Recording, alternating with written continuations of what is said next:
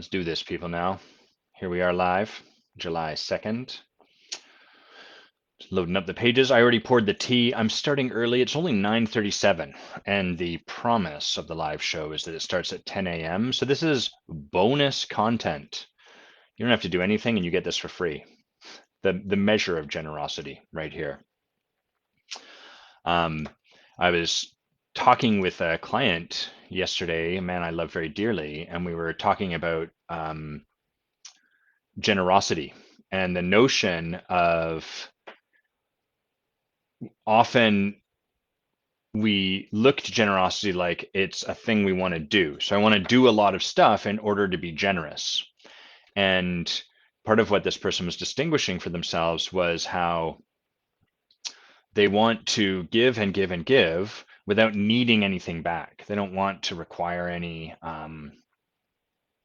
thank you. They don't want to require any hola, David. Great. See you on the weekend.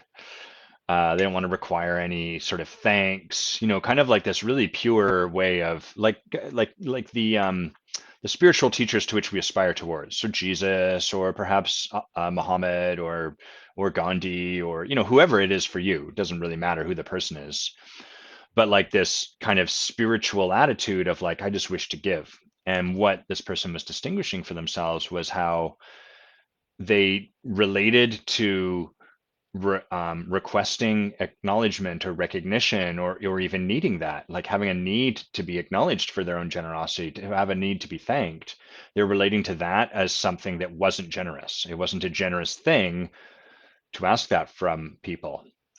And what he was creating as a piece of awareness for himself was how actually there's a distinction here between being generous, doing generous things, and being a conduit for generosity. And by being willing to do the kind of almost a little counterintuitive thing, which is to say, like, to ask for his needs to be met, to ask, hey, I could really use some recognition, or I would really love some appreciation in this moment, to see that that actually is a generous gift too, because it allows someone else to give to us generously.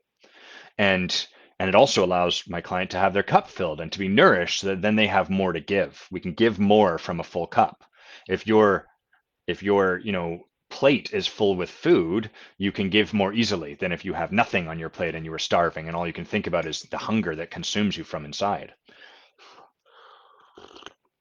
So I thought that was a really profound distinction that got created in the moment in this call between doing a lot of generous things and being a conduit for generosity to exist in the space. And a lot of really deep transformational work exists in that kind of notion of being a conduit. Another place that I see this often is around the area of wit. So like part of what I bring into the space is a lot of wit. It's part of just the essence of Adam. He brings wit into the space. I'm kind of jumping into something here, guys. We're going to settle back in a little smoother after this, but this is the piece that was here. So I want to start with this. So with wit, people that are the embodiment of wit, we bring a lot of laughter with us. And it's a delight. It's a delight to be able to make people laugh. It's a delight to be told you have a really great sense of humor. Often in like I don't know what we call them, like what are they? Questionnaires or surveys or stuff like that. People are like, what do you find most attractive in a man? And oftentimes women will say like, oh, a great sense of humor. So like, oh, that's really stroking of the ego. And what happens with that is that our the innate embodiment that we are, the natural wit that we bring into the space becomes it becomes like an addiction. So what tends to happen for people that are very funny is they can become very competitive with other people that are funny, and they can become very critical, very much Wolverine hair, Evan. I don't know what to do with it. I just decided, all right, I blew dry it and I put my hands through it, and then it decided to do this, and I was like, all right, well, that's how that's going to go. So people that are wit can become very kind of clutchy about it. They must be the witty one. And so the way this transpired for me as I grew up is I became very cynical of other people's humor. I became very critical. It was very hard for me to find anything funny, ironically, over time, because I became more and more like, I thought I was becoming kind of like a connoisseur, but what I was actually becoming was quite a cynic. I was quite closed to the possibility of anyone else being funny, because all of that stood in kind of contrast to my own humor. So when Adam was around, when this version of Adam, this younger Adam was around, there was plenty of laughter, but it was all provided by him. And so the experience people were left with was, wow, Adam's really funny.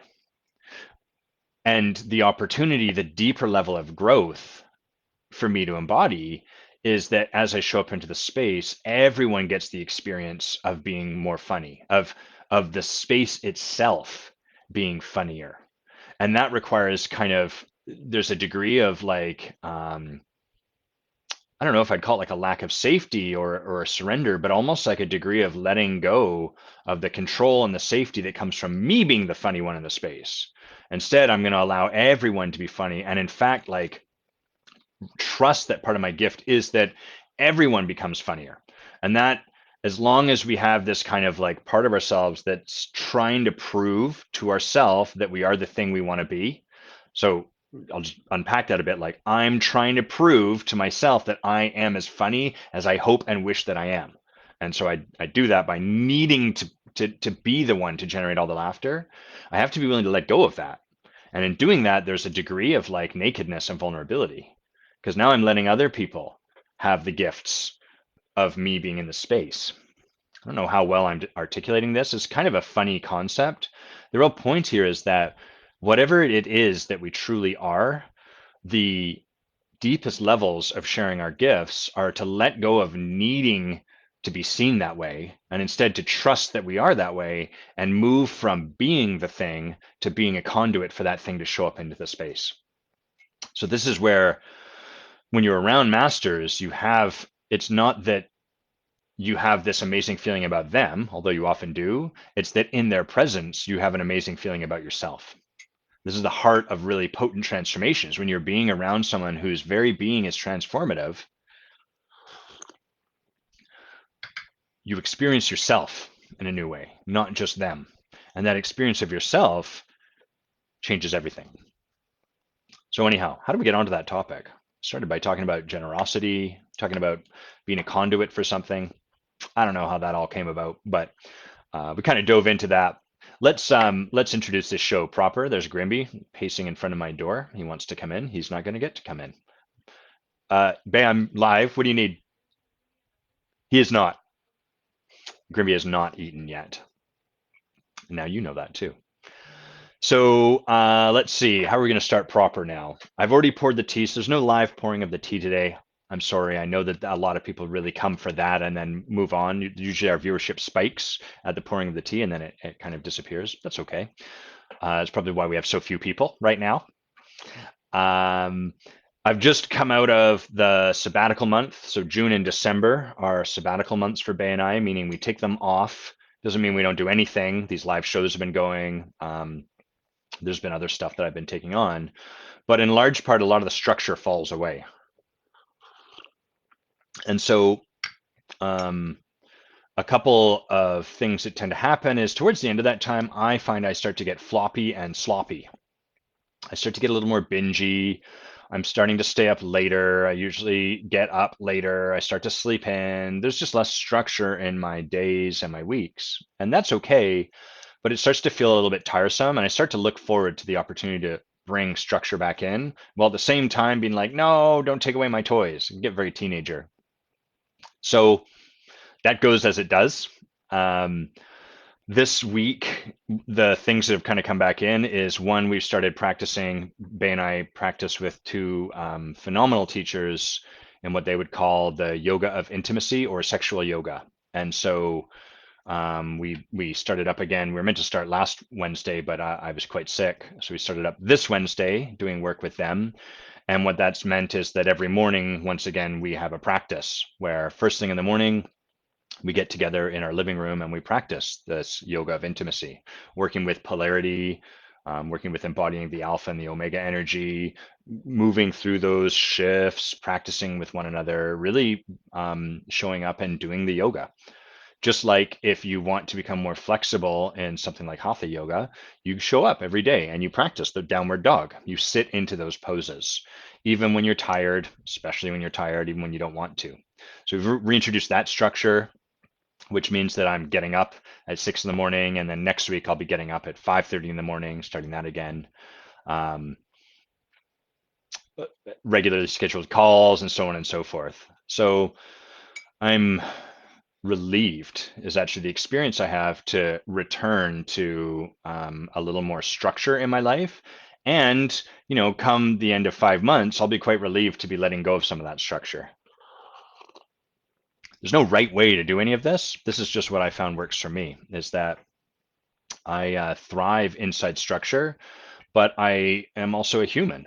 And as much as, it's compelling to me, people like, I always get his name wrong. I think it's Jocko Willink, the Navy SEAL with like the tree trunk of a neck, who's really like kind of very alpha energy, like get up at 4:30, just fucking do it. Um, it's appealing to me, the idea that I could just kind of bully myself into like being very structured. That is quite appealing for me in some regards. Hey, Maria, nice to have you with us.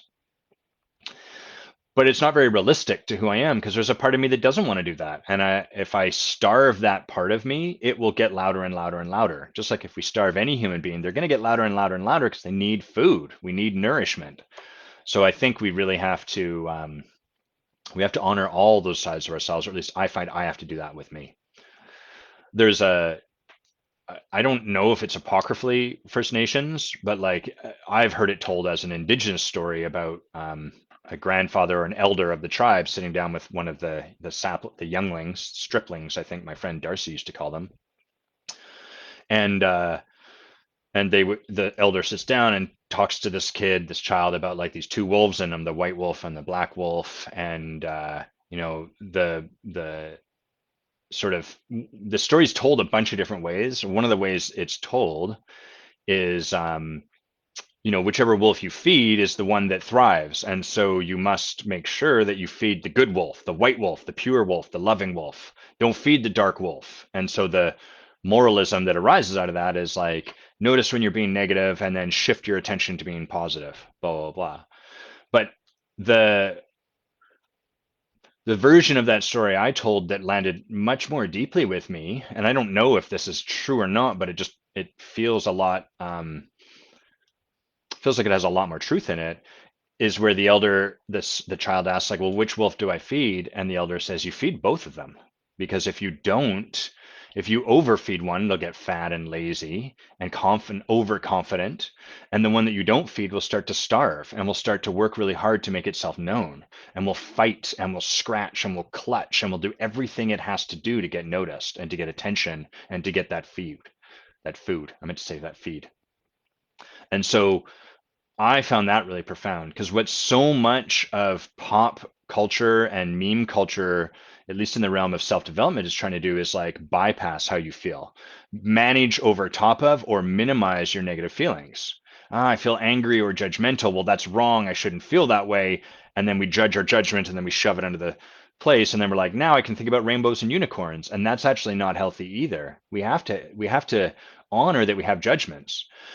Having a judgment doesn't mean we make it real and then we act on it, but we have to honor that it's there. We can't pretend that we don't have judgments. People that are sort of walking around with that belief, and I think I used to be one of those people, if I'm really honest, they tend to be the ones that are the most judgmental because they're blind to it. And their judgments also tend to steer them the most because, again, they have no ability to see it. They can't distinguish it. So then they just end up getting steered around by the back of the head, where their judgments lead them in whatever direction there is to go. Evan, that's a super generous. Evan's just saying he'll bully me if that's what I need. Evan, that's a super generous offer. Really appreciate that. No, thank you. But I appreciate it. Um, so it's nice to return to some structure. I'm excited about that. Let's start. I'm going to recommend a book. I've been going through. So sometimes I read books on Kindle. Often for like reference books, I really like paper. I like paper books that I can put on my shelf, that I can reach out and pull through and flip through the tab. But I also read a lot on Kindle, and it's very convenient. I like how you can highlight. I like how it shows you what other people have highlighted. That's kind of a neat feature. And recently, like up to this point, I've read most of the fiction books I read are on Kindle, and so I've got a bunch of highlights. And for the longest time, those just sat in Amazon. You can access them. There's a page you can go that shows all your highlights, but I didn't do anything with them. And as I've been integrating into this new system called Rome Research, which I've shared about in the past, I've found a program that basically takes all of those highlights and imports them into Rome. And so what I've been doing is going through all these highlights and then creating tags around them. So like if I'm reading, if I have a particular highlight and it's about like how there was one I was going through recently from a fiction book, a series called Detective Gamache, Inspector Gamache, which is a phenomenal book written by a Canadian author, phenomenal series actually, detective series, but really great, beautiful writer. She's been writing, she wrote one thing where like Detective Gamache was just reflecting on how the people who cause the most evil are typically the ones that project evil outwards, and how that's what causes the problem. When we can't see our own propensity for evil, we become blind to it. And then we can't see ourselves doing and committing evil in the world until it builds up and creates something calamitous. And so that was a highlight, a piece I'd highlighted. And, as I go through, I'm like, oh, I'm going to tag that leadership. I'm going to tag that reflection. And then what I can do in this system is I can just click that and boom, I've got all of the highlights, all of the places in my notes, all of the places even in a client conversation where I've written about some topic like this, and it's all there. So then if I want to hop on live or I want to write a blog post or I want to write an article and it's about leadership and say evil, I can just search for those two terms and I've got all this stuff. Super cool. I think that's super cool. Hey, Katie, this is a great day. And Maria, I agree with you. Everyone is judgmental. The only thing I would say to what you've said is, yes, you're right. They're liars. It's also important if we're going to speak about people through that lens, we're all liars. So if we can hold it that way, then great. I find when we talk about someone, like when we use that term of like, oh, if you don't think you're judgmental, you're a liar, is that people attribute agency to that. Like they're aware that they're lying and they're doing it deliberately. And I would say that we're just innocently blind. We can't see it. So to an extent, we are lying to ourselves, but we're not aware of it. We just can't even see it. We're blind to it. And so that's the only thing I would, I see you've just written ditch the liar term. So there you go. So anyhow, what I was saying is I've been going through all of those highlights and sort of pulling them out. And as I've done so, it's reminded me of certain books I've read that have been really great. I've quoted a few things, created some drama when I've quoted from David Data, which I may or may not talk a little bit about today. I'm not sure if I want to go down that path or not. But from that drama, some great stuff's come because I've been able to go to my teachers and ask them about it. Maybe I will share about it. Yeah, it feels kind of important. Anyhow, this is the book I want to recommend. I've been going through the highlights from this one. It's called Getting Real. I first read it on Kindle and then I bought it because I liked it so much.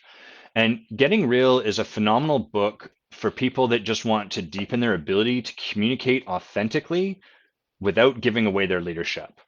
So what a lot of us do is we communicate authentically at the level of depth that we have available to us, but that tends to be pretty shallow. So like someone might say someone and I might think, fuck you. And the reason I think fuck you is because I have an interpretation about what they said. I have an interpretation about who they are, and I have an interpretation about me and how the world perceives me. And this person says something and then it passes through all these layers of interpretation and then lands on me. And then I'm like, fuck you. And so then, blind to all of that, I'm like, I'm going to be authentic. And I say, hey, I think you're being a bit of a bitch.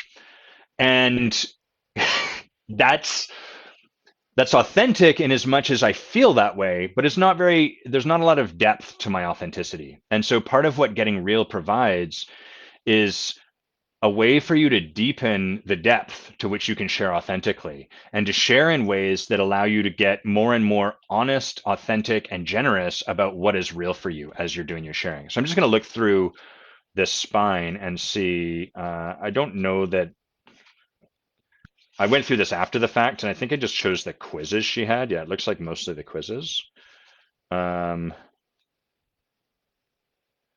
but I'll share like one of the things she talks about in this book is that making requests of people, asking for what we want, is an act of generosity. And she says what tends to happen is we don't ask for what we want because we're afraid. So then what happens is we save up, we store kind of our wants until we get to the point when it's really built up, and then we make a request. I've not asked for what I want. I've been very good over here. I've not, blah, blah, blah, blah. But now I'm making a request. So what happens is a whole fucking ton of significance gets built around the request we've made, which then makes it really hard for someone to say yes or no to us. They don't really have much of a choice because we've got a bunch of significance attached to it. So we create scarcity around asking for what we want. And then when we ask, it's very significant. And it's actually kind of like a method of control is at play there. By not asking you for what I want, I get to control things and prevent having to be with you telling me no. And so there's a lot of, I'll tell you the author in one sec, Maria. There's a lot of stuff in this book about like how you can become more and more fully expressed in your life, how you can kind of get beyond these weird things we do that don't occur to us like control, but actually create a whole ton of problems and start to live your life a lot more freely. So the book's called Getting Real, and the author is Susan Campbell, Campbell. Getting Real by Susan Campbell. In the curriculum of the coach training and leadership course I used to teach, the year-long one, this was one of the first books you were assigned, and it's a brilliant book, truly phenomenal. Highly recommend it. Uh, oh, Andrea, you've just put the Amazon link. That's awesome. Thanks for doing that. And hey, Andrea. Evan, just saying, I finished this a Shift in Being, and the spine test is unprecedented. Yeah, that's a truly amazing book, and I'm with you, Evan. Like, it's just incredible how much value is in there. Hey, Anna. Yeah, the very first book you read. So, Getting Real, super awesome book. Let's talk about data and sort of what's been showing up for me there. So, I'd one of the books that I'd read through on Kindle was The Way of the Superior Man, which is written by a man named David Data. And so my entry into David Data initially was because one of the coaches, a man named Rodney, who is a dear friend of mine, I love very much, and he and I rose up through the leadership of accomplishment coaching together and trained coaches together and all this stuff. And he said, hey, if you've not read Way of the Superior Man, that's a great book. Really, really a lot of profundity in there. And so I read it and I was like, this book's kind of confronting.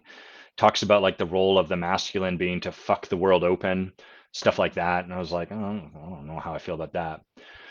But as I continue to read through that stuff and to get supported by my coach about how, like, what I was making that mean and my reactions to it and all of that, and as I started to step into men's work, I started to see and hold that stuff in a different light from my initial reaction to it. So my initial reaction was like, this is quite chauvinistic, quite misogynistic.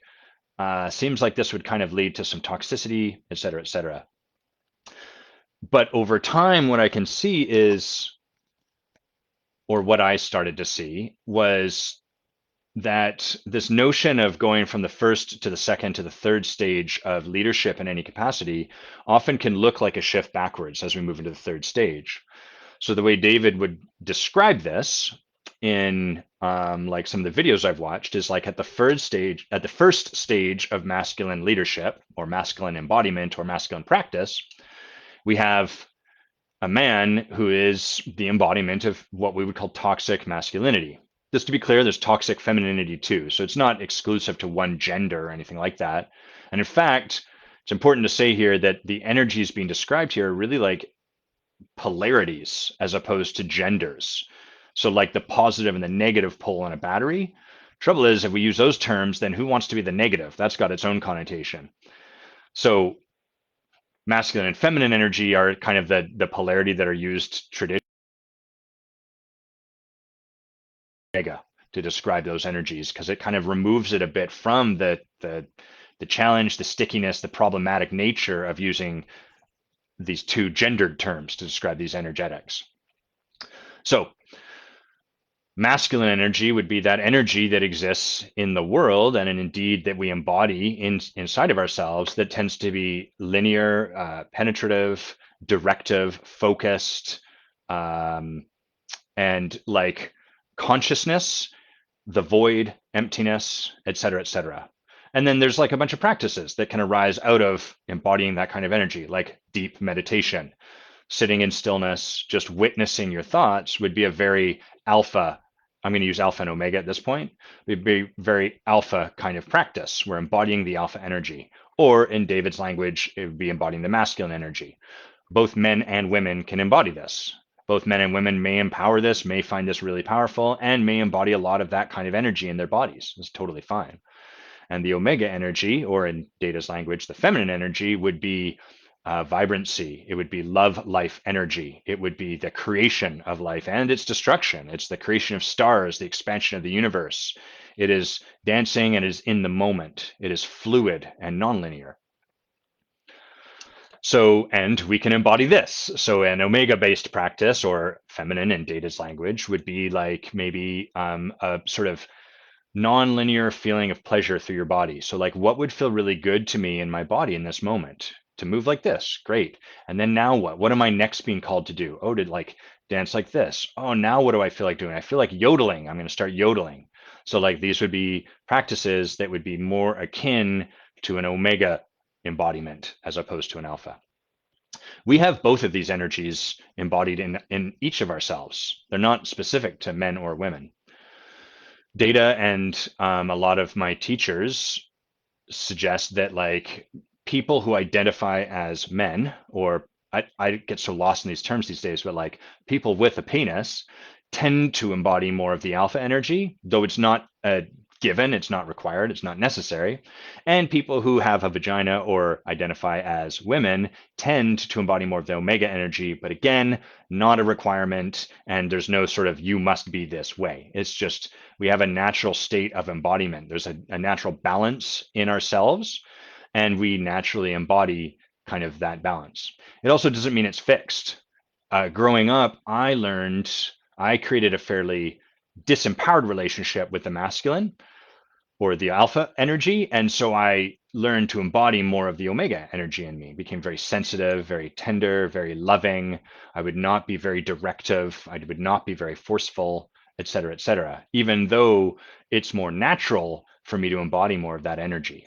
So this is kind of like how someone who is connection as part of the natural essence of who they are can learn, oh, that's actually problematic in these situations. And then they learn to actually show up quite introverted because that was safer. So it doesn't mean it's wrong or anything. It just means there's a natural embodiment that is kind of like the way your hair naturally parts itself. And the more we part our hair, the easier it sort of falls that way. It's just more natural, but it doesn't mean it's the right way or you should do it or anything like that. So I started to get into, how did I start this? I was talking about first, second, third. So in the first stage, we have the toxic masculine. That's if we're talking about the masculine energy or the alpha energy, that is like directive to the point of bulldozing people. This doesn't have to be men. It's anyone embodying all alpha energy without much skillfulness in their practice. So they're kind of like a bulldozer. It's my way or the fucking highway. I'm going to say what I think. I'm going to say what I feel. Fuck you. Or the other way that can kind of look is like rigid focus on their practice and what they're building. And it's great if you're in partnership with them and building in the same direction. But if not, you're going to get blasted off the highway because that truck is coming through. So we call that quite toxic. That's one of the terms we've labeled that. The second stage of masculine practice would be where the practitioner decides to do away with that. And actually, I don't want to be that sort of toxic energy. I don't want to bulldoze people. I don't want to shove people off the road or do any of this stuff. In fact, I'm really committed to partnership. I'm really committed to relationship and being in partnership with people. And I care about all these other individuals. So at that level, these are Data's words I'm quoting so that I can then speak to them. Just to be clear, this is not my structure. But at that level, the masculine practitioner, the practitioner who is in the second stage of masculine practice, is now really highly sensitively tuned. They are going out of their way to ensure that they don't cause any problems, that they don't rock any boats, that they don't mess anything up, that they don't be a jerk. They're very like identified with other people and making sure that they're not the problem. They're not the pointy edge of the spear that just bulldozes. The third stage of practice is where someone goes from that place and realizes, in partnership with other people that are consenting to this, there is a level of depth that I want to create with someone that can't fully work, can't fully be created, where, like, I guess the best way would be put it, like through democracy. So this third stage of practice is a little like how, if you, I don't know if you've ever been in a meeting with a group of people, but where the person leading it is unwilling to make a decision. And so what they do is there's like this point of discussion, and then they go through every single person. What do you think about this? Okay, great. What do you think about this? What do you think about this? What do you think about this? And then it's like, okay, great. Now we've got three categories. What do you guys think these three categories are? And eventually we get to the point where, like, make a fucking decision. Like, you've asked us enough. It's time to make a decision, but the person doesn't want to. So that would be an example of someone stuck in that kind of second stage of practice. They're overly identified, overly cautious, that it's fine, but there's also a degree to which something can't be created past that point. It can get us here, but not there. So the third stage of practice is where the person at some level says, I'm going to make a decision because someone has to make a decision. I'm going to stay open. I'm going to be in partnership with people. I'm going to make sure that I'm not bulldozing people. But at the same time, I have to recognize that I can never get to like perfect unanimity in terms of what we're looking at and all of that stuff.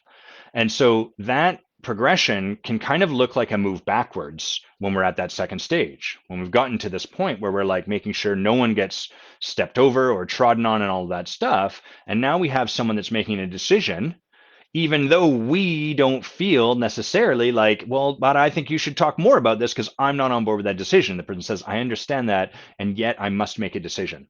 So that's what third stage of practice would look like.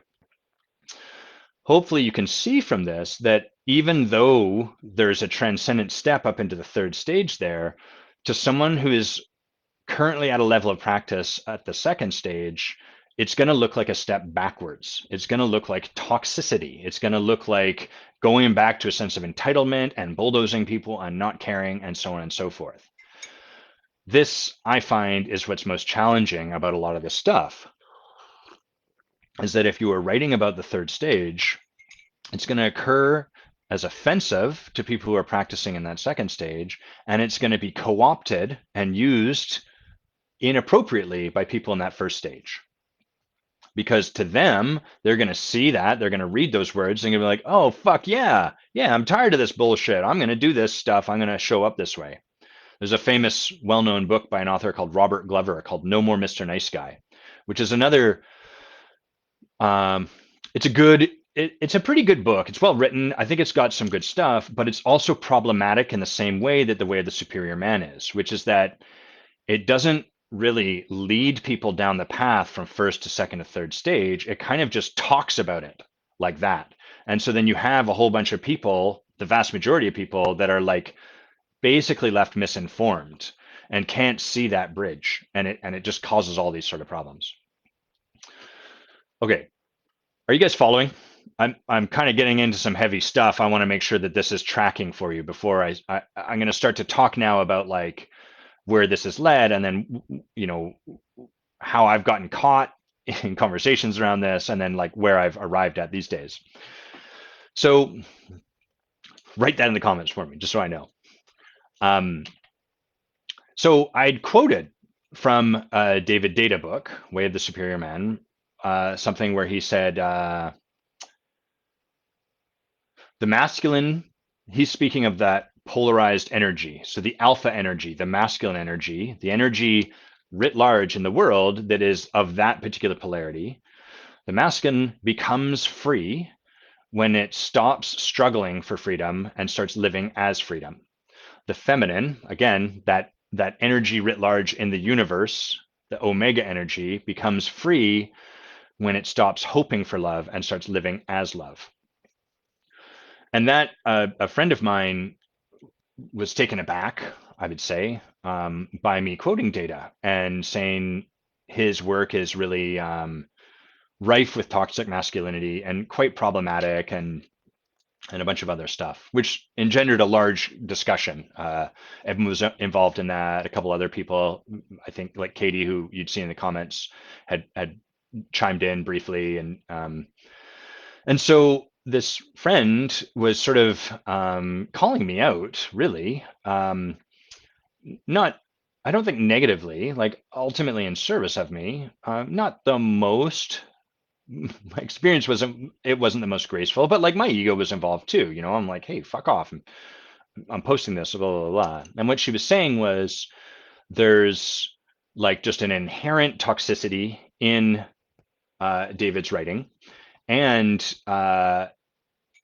it naturally creates a very toxic kind of view of masculinity, entitled, blah, blah, blah. Now, what showed up for me was a couple of things. Like on the one hand, first defensiveness, just because anything I've written, I'm a human, and I'm like, oh, it's not even my words, but like I posted that and now I'm being called out. Oh, fuck you. The second thing was that this friend, their perspective felt very uh, narrow and one-sided to me, and linear, and like it occurred to me like a very shallow cut of what David's written about. So what I mean by that is if you just read the first chapter of that book and were like, fuck this guy, like the masculine's role is to fuck the world open, go fuck yourself. I could see why that would be the conclusion someone would reach, and that would be the end of the conversation. And so there, that there was not a lot of nuance to what they were speaking to where they were coming from. It made it a little more challenging for me to just sort of buy into or to take whole cloth what they were sharing. Because I'm like, I don't, there's a part of me that feels like you don't necessarily get the full nature of this. And at the same time, as a teacher and someone committed to leading, okay, so no one's written whether you're following me or not. Can someone please put in the comments, I'm following along or something, or tell me you're not. That's important too, like where I've lost you. Um, as a teacher, as a leader, as someone committed to developing himself and to bringing good into the world, I'm kind of like, okay, well, I don't want to dismiss that either. And I recognize that as a man, there is a context I inevitably swim in, along with many of the other features that are my privilege, my whiteness, my well-offedness, my getting to live in, okay, great, thanks, Evan, getting to live in a city in one of the most beautiful countries in the world, and all of on stolen land and so on and so forth, right? All of that stuff. So I'm conscious to that. So I don't want to dismiss what this person is saying, and I honor a lot of what they have to share. So this isn't just some jackass off the internet. There's someone whose opinion I care about. I hold in esteem, and at the same time, their opinion feels a little bit one-sided and a little like there's some blinders on. And on top of all that, both of the teachers I've worked with who have been truly profound, and those are John Wineland and then the current teacher I work with, which is Justin Patrick Piers, are men who trained under David Data. They were both apprentices of his. I've worked extensively with both of them. And what my friend was talking about David Data's work was not at all what I was present to. Like that narrowness that I'm describing, I was not at all present to in my work with these teachers. Like what I was often present to and remain present to is a tremendous reverence for both the, I'm going to use their terms, like the alpha and the omega.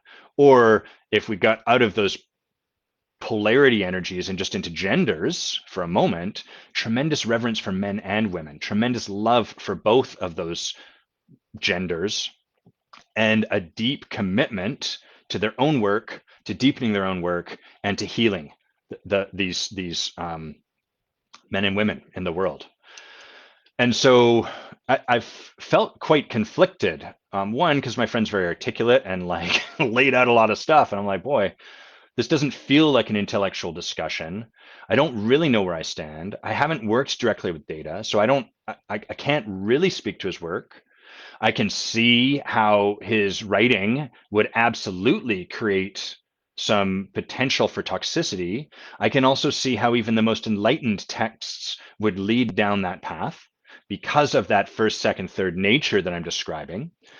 And what do I do? Where do I go with this? And so I've been like, what I have been doing is sitting with this. I've brought this to like the women in my life that I really respect, the women that have moved through that lineage themselves and are empowered by it. I've tried to listen to the people on the other side who feel like, hey, there's really like there is some real problematic stuff about these writings. And I've taken it to my current teacher and said, hey, like you trained with this person. This was a discussion that arose. I'm not really attached to him being the be all or end all, but I am curious, like, what is your experience? What are your thoughts on that? And and I don't want to share too much of his thoughts because that those are his, and I don't want to kind of take that out of context. But some of what he shared was like a recognition that his experience as data's real commitment is to heal men and women of the world. That is his commitment.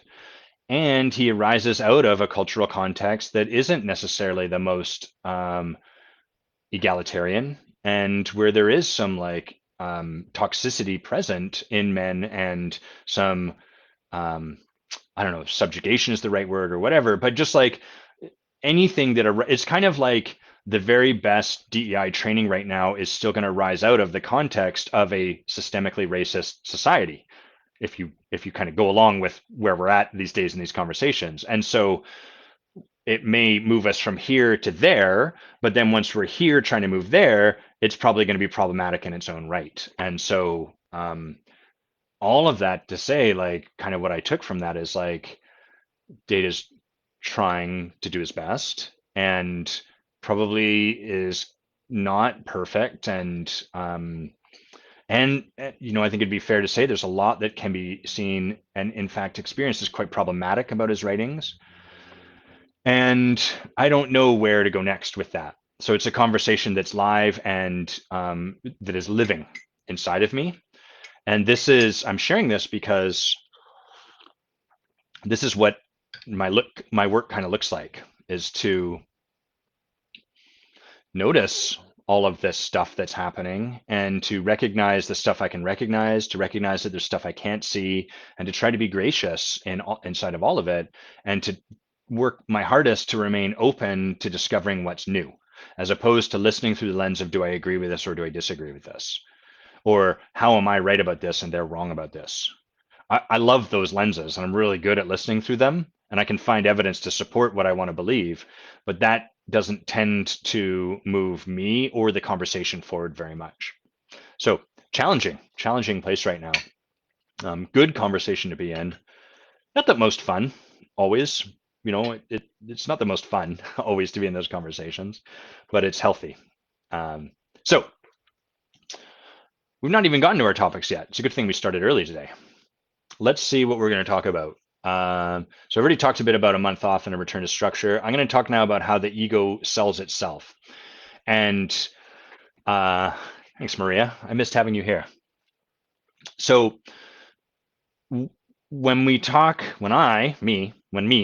about the ego selling itself, what I'm referring to is how the ego will get us to create strategies that allow it to stay in control.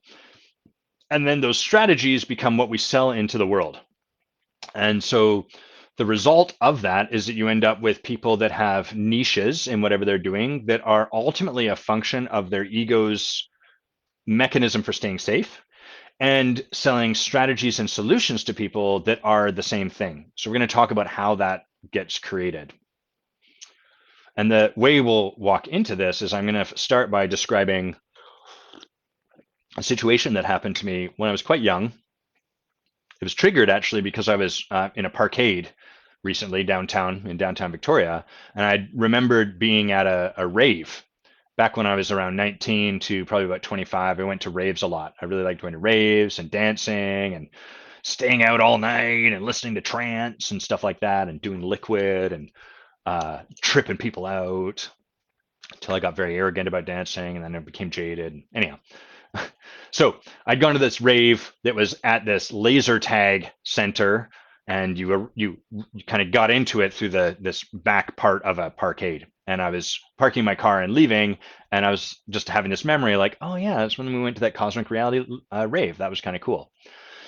And what happened as I was 20 years ago walking to this rave is myself and my girlfriend at the time were walking, and we passed two people, and one of them said hi to me, I think, if memory serves correct. And I recognized them kind of, but I couldn't remember their name. And I was really, I really cared about people's names and giving people the experience of being recognized and remembered so much that it was hyper significant for me. So I would work really hard to remember people's names, but when I didn't, I was really awkward and scared. And so the way that would play out in practice was when I didn't know someone's name, I got quite aloof. I got nervous, so this person said, "Hey, Adam," and I just said, "Hi," and then kept walking. I didn't want to talk because I was like up in my head. I was I don't know what to do. And so we passed, and then we overheard the other person saying to the friend that had said hi to me, "Adam's such a snob." And so in that moment, I was like, fuck you, I'm not a snob. But really, what was going on was like, I was just nervous and overly significant about my commitment to remember people. So it was kind of funny, right? Like, what I was really committed to was the opposite of snobbery. It was of like really giving you an experience that I cared about you and that I knew you. But from how significant I made that, I actually created the opposite experience. I gave people the experience that I didn't care about them because I was aloof and weird and awkward and gave them the experience of being brushed off because I didn't know how to be with not always remembering someone's name. So simple situation. You can see already how like one thing leads to the other, leads to the other. And you can see, hopefully just in this short story, how our fear has us create strategies which then actually reinforce the fear. I'm afraid that people won't feel like they matter to me. So then I get really significant about like remembering their name and recognizing them. And then when I forget that and it doesn't work, I get really scared, I get super awkward, I get uncomfortable, and then I leave them in the experience that I don't care about them and I'm better than them. Not at all true, but that was what was getting created. That's how our fear works. That's what our fear and our ego tend to do. So it'd be really easy. Well, in fact, for a number of years, probably 10 more years, this just grew and perpetuated. And so over time, I started to become two things happened. One, I started to get better and better and more fixated on remembering people's names because I didn't want that thing to happen again. So the significance of not leaving people feeling this way rose, as did then the strategies I attempted to use to make sure that never happened. And in concert with that, my fear and the significance about how bad it was when I forgot their names also rose. It became more significant, more of an issue. Oh, someone's dropping stuff off. I'm like, who's this person right outside my door? So I developed more significant strategies. I tried even harder, which made it even more significant when my attempts failed. So the snob story grew and grew and grew and grew in concert with my attempts to repress it. The more I tried to make sure it never happened, the more significant it was when it did happen, the higher the stakes. And given the more significant it was when it did happen, the more that drove up my fear. And then the more awkward I was when it did happen. And then the more likely people were left in that experience. So over time, a couple of paths start to emerge. The first one is I'm going to develop a stronger and stronger system to ensure that the thing I'm afraid of happening doesn't happen. So maybe I start to develop a system for having note cards. And every time I meet someone, I hear their name, and then even though it's awkward, I make it so that I'm okay weirdly saying their name 3 times in the first sentence with them because I know that that's something that helps. And then I get home and I pull up my phone and I make notes and I put it in there. Boom, so and so met them at this point. This is their name, blah, blah, blah. So now I've got like some systems in place to ensure I never forget their name and people always have the experience that they matter to me. It's worth interjecting here. Actually, it's not that they matter to me. What matters to me is that I remember their name and they have the experience that they matter to me. So there's a distinction right here, right? The ego is so fixated. The ego, the part of me trying to protect me from what I'm afraid of, is so fixated on giving them that experience that it actually becomes attached to remembering their name and all of this stuff rather than just, who is this person? What is it about this person that has them shine? What, like, just being interested in them free of any attachment to it. So that's the first thing. I start to develop better and better and better and better strategies to ensure I don't have to face my fear. The other thing that happens is that I become more and more identified with that story that I'm a snob, or at least that people relate to me as a snob. So I might not take it on fully internally. I might not kind of be like, you know what, it turns out I am a snob. But I am going to become related to the fact the way the story will start to get integrated is people just experience me that way. I'm not a snob, but I just have to learn to be okay with the fact that some people are going to think I'm a snob. So I get better and better and better at being okay with that. So this is where we've gotten to, right? Over 10 years, I'm honing this. I'm getting better and better and better at making better and better systems. And then for the people that somehow fit through the cracks, I'm getting better and better and better at being okay with just certain swaths of people are going to conclude that I'm a snob, even though I'm not. I'm super awesome. They just don't know the real me. That's a reference to a commercial from people that are my age. Some people think I eat too many chocolate at the bars. I don't know if anyone remembers that. Anyhow, I more and more get okay with the fact that some people are going to feel this way about me. So all of this is the ego's construct. All of this, every last bit of it, while ostensibly it began because I wanted people to feel like I cared about them, at somewhere along the way, that became such a small piece of the puzzle, and it ultimately became about me being allergic to anyone having the experience that they didn't matter to me. And all of my attention then became about managing that allergy. That's the ego's contraption. That's what the ego builds. We do this everywhere. So if you're like, well, I can't relate to Adam's story, no problem. But there's some version of this, there's in fact many versions of this that you have in your own life where that's what's going on. And so here's what happens next is over time, we get better and better at these two things. And then that becomes our identity and it becomes what we sell. We sell that to the world. Maria asks, do I remember where my listeners are based? Well, I don't think many in Canada, but maybe some. So some might remember that commercial. It's a bit of a Hail Mary throw. I like to do that. I also like to make obscure TV references sometimes when I'm in conversation with people just to see if anyone catches it. So if you're ever hanging out with me at a party or something, you may hear me make a reference to the UK Office or to Curb Your Enthusiasm or to like the Lord of the Flies black and white TV show that I watched in school when I was a kid. And so I like to just float those and see if it pings anyone's radar. So what happens is we get better and better at these strategies to avoid our fear and better at being okay with the consequence of that fear at the same time. And that then becomes what we sell into the world. So often coaches take this stuff because they haven't dismantled it. All they can see is that's their reality. To them, it doesn't yet occur like none of this is distinguished. It's not like, oh, wow, this got created because of that, because of that, because of that, all because of this story about this particular event, all because blah, blah, blah. Instead, for them, what they end up creating a niche around is I guess we're over here, the thing that they're okay with people thinking about themselves. So the starting point would be like, hey, if you're like me, you're just the sort of person that some people project snobbery onto. That's the initial hook.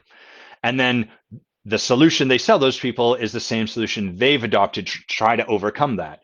So if you're like me, you're just one of those people that like people think are snobs. I work with people that are beautiful people, but sometimes just seem to be called snobs for whatever reason. The world tends to project that onto you.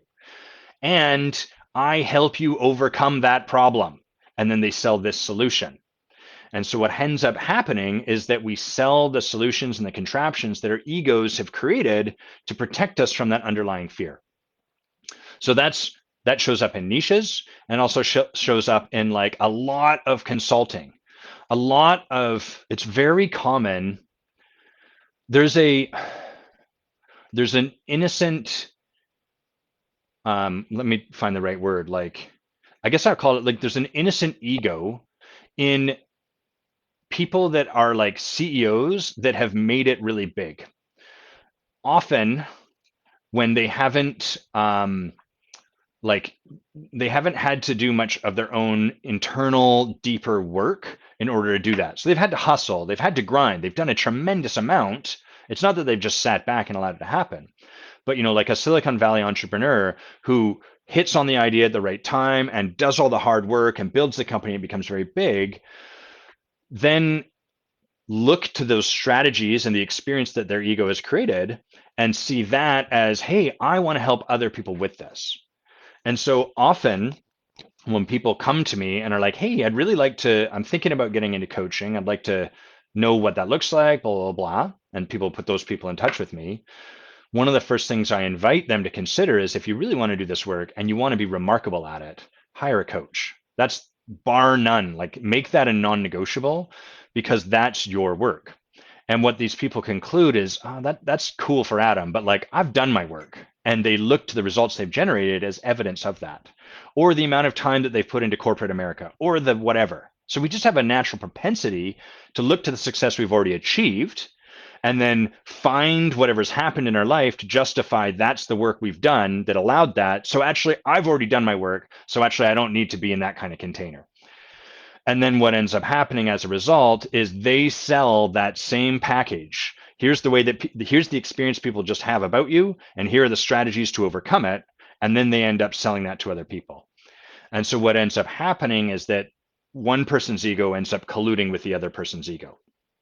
So I'll just come around to like the way this plays out in practice, and I think we'll kind of wind this down.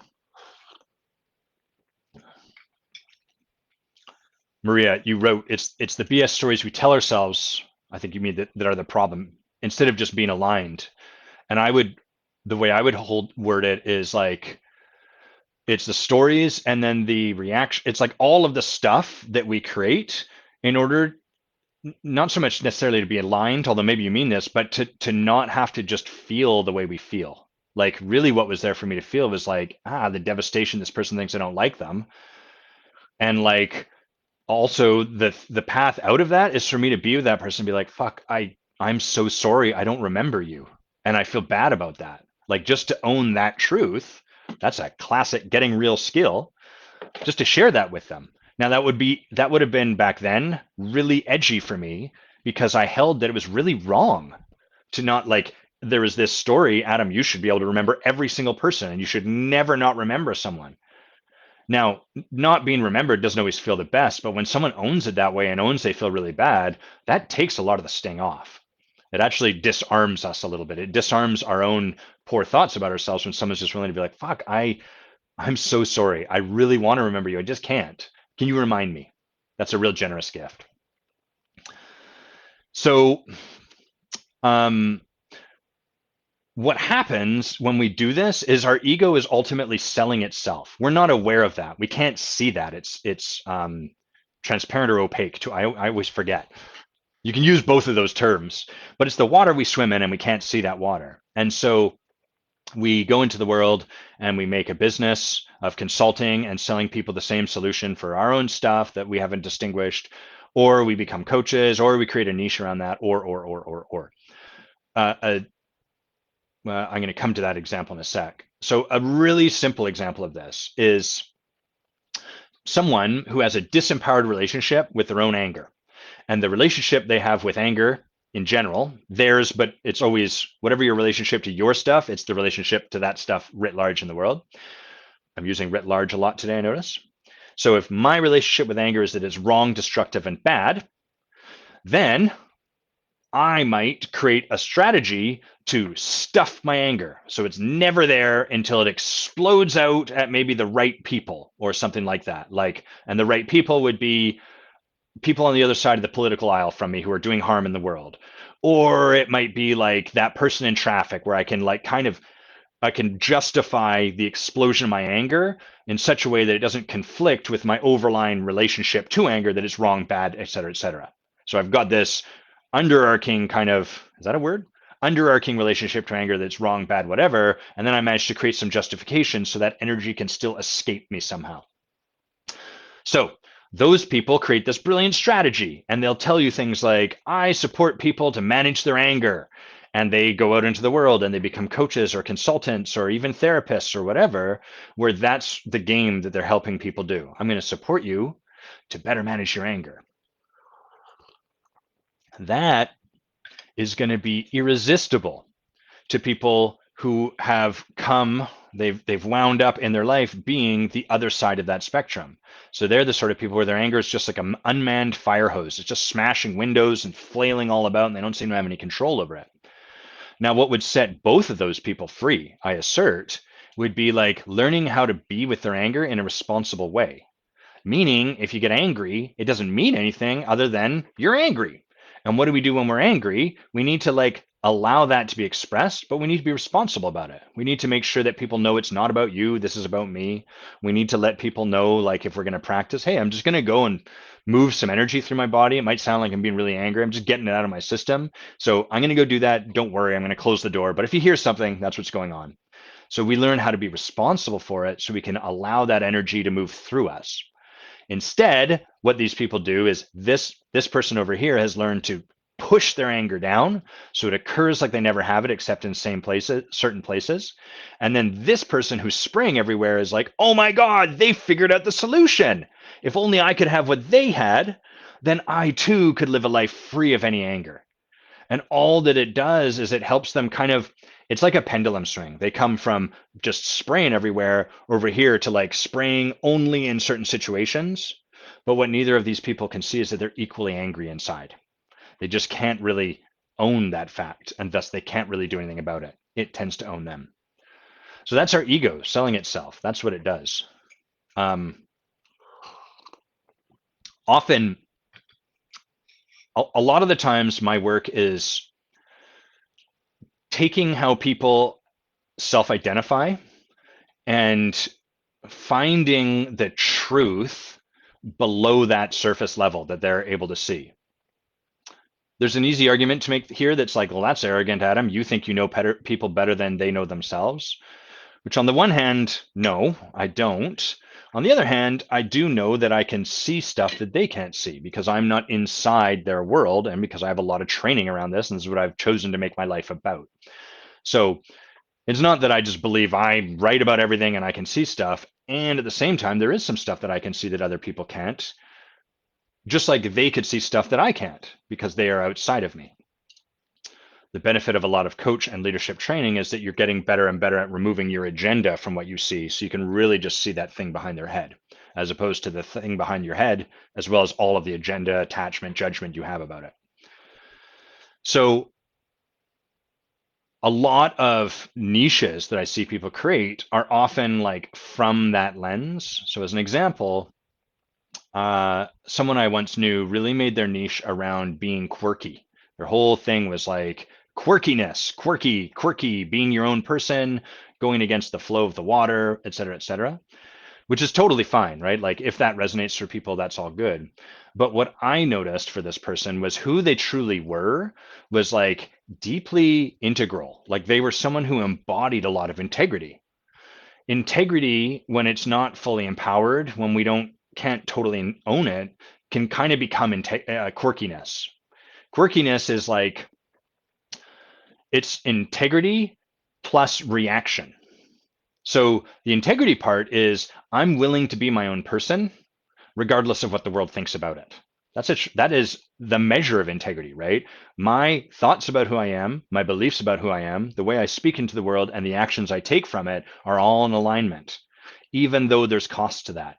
Even though all the fish might be swimming in this direction, from integrity, I go this way because that is what my path is. That's a tremendous like thing. The quirky part of it, I assert, is often where it's not just that someone can feel their path and then follow their path. It's that they can feel their path, follow their path, but they haven't yet distinguished the part of themselves that's like a reaction to the path everyone else takes. So it's like people are going to wear a tie on their neck. I'm going to wear it on my head. People are going to wear pants on their bottoms. I'm going to wear them for a shirt. So that kind of that aspect of integrity tends to be from our survival mechanism. It's from our fear of being just like everyone else. I don't want to be that. So then I'm going to be contrarian to everything else. And that's where quirkiness tends to come from. Now, these are just terms. You can, who knows, maybe that person had an entirely different definition, but that's what I kind of notice. And so that's a distinction between kind of like the ego selling its game, which is quirkiness, versus like selling the deeper truth or serving the world by offering the deeper truth that you are, integrity.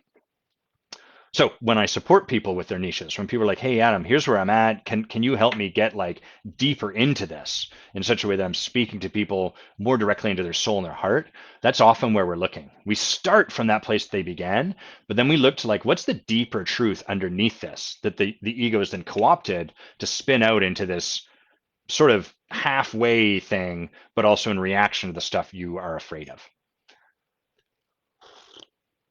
That was a long conversation about the ego selling itself. What else can we talk about? Let's bring up my notes, put them down here. So David Medina, my man David, what up, David? Says, Adam, can you speak more into the relationship between intimacy and leadership? How do they show up? That looks like what he's written. So sure I can. Of course I can. Let's talk about how most people relate to leadership, and let's talk about a definition for intimacy so we can begin to work with that. So the definition I like for intimacy is into me, see, meaning you get to see into me. It doesn't mean we're fucking. It doesn't mean we're making out. It doesn't even mean there is necessarily any sexual energy whatsoever in the space. It means that I'm allowing you to see beyond the surface to what's really here. Most people in leadership hold beliefs like you need to always show strength, you need to never show weakness, et cetera, et cetera. Or they go the other way, which is kind of the cut your wrists and bleed all over the audience approach to authenticity and intimacy. So down that path, it's like if you're nervous, you get up and you're like, boy, I am so fucking nervous. I've been worried about this presentation. I'm terrified of it. Just wanted to share that with you guys. Okay. Now, on to the presentation. And so down that path, what kind of gets created is a little bit like you unenroll people in your leadership and in you right out of the gate. You're letting them see into you, but you're kind of collapsing into it. So we kind of have these two concepts now that are in tension with one another or in conflict. I can either show strength and always put on a powerful face, and like the leader doesn't let his troops know that he's afraid. Or I can let people know I'm afraid, but now they're kind of wondering, should they be afraid? And like they don't know how to be with it. And so it puts in a whole bunch of questions into the space that may not have been there before. How do we bring those two things together? Or do we? Or which is the right one? Or what's the appropriate way to be? So maybe it's worth actually talking at this point about like that path of leadership, always strong, never show weakness, blah, blah, blah. And so what happens down that, we've talked about the problem with when you just like bleed all over people. Let's talk about when you're unwilling to show any blood, which is that if people are nervous themselves as you get up on there, but you don't show any nervousness, that starts to have them feel like, maybe I shouldn't feel this way. So now they start to question how they feel. If you occur, like if you do have nervousness, but you're insisting you don't, now that's in their space. Because people can always feel energetically something coming off of us. There's no such thing as a person who is afraid, but doesn't convey that in some level. Now, some people, many people, can't distinguish that at the level of their consciousness, but we always feel it subconsciously. And my job in leadership and coach work is to distinguish that consciously so that I can offer it to you so that you can start to do work on it. So I'll give you a quick example here, which is I did a presentation for an oil and gas company here in Canada. They brought us in, some friends of ours reached out to Bay and I, and we're like, hey, we've got this contract. We're lecturing on leadership. We want to do a workshop. They really want us to come in. We'd love for you to partner with us. Will you come in and do that? And we're like, totally, 100%. Let me take a sip here. 100%. We'd love to. And so this was a 2-day thing. Um, it was fine. It wasn't like 2 days talking about leadership is never going to be the most powerful, but that's what the company wanted.